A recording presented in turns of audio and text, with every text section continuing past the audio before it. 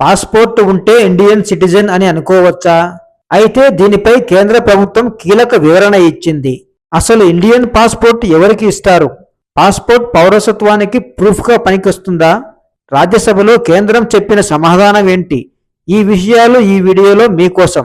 ఇక విషయానికి వస్తే, రాజ్యసభలో విదేశాంగ శాఖ సహాయ మంత్రి కీర్తి వర్ధన్ సింగ్ పాస్పోర్ట్లపై కేంద్రం తరపున లిఖితపూర్వక సమాధానం ఇచ్చారు. అందులో భారత పౌరులు మాత్రమే ఇండియన్ పాస్పోర్ట్కు అర్హులని స్పష్టం చేశారు. అయితే పాస్పోర్ట్ పౌరసత్వానికి రుజువు అని మాత్రం ప్రభుత్వం స్పష్టంగా చెప్పలేదు. అదే ఇప్పుడు చర్చకు కారణమైంది. 1967 పాస్పోర్ట్ చట్టం ప్రకారం ధృవీకరణ ప్రక్రియ పూర్తి కాగానే పాస్పోర్ట్ జారీ చేస్తారు. అంటే దరఖాస్తుదారుడి వివరాలను పూర్తిగా పరిశీలించాకే పాస్పోర్ట్ వస్తుంది. ఇంకో ముఖ్యమైన విషయం కూడా కేంద్రం గుర్తు చేసింది. భారత రాజ్యాంగం ద్వంద్వ పౌరసత్వాన్ని అనుమతించదు అని పేర్కొంది. అంటే ఒక భారతీయుడు స్వచ్ఛందంగా మరో దేశ పౌరసత్వం తీసుకుంటే భారత పౌరసత్వం రద్దవుతుంది.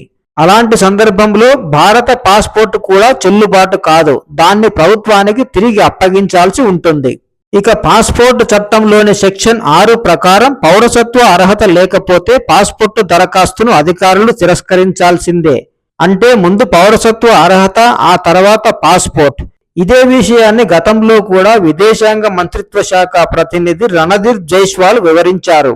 భారత ప్రభుత్వం భారత పౌరులకు మాత్రమే పాస్పోర్ట్ జారీ చేస్తుందని ఆయన అప్పుడే స్పష్టం చేశారు.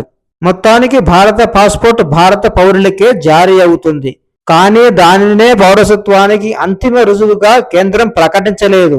దీంతో పాస్పోర్ట్ పౌరసత్వంపై కొత్త చర్చకు మరోసారి తెరలేచింది.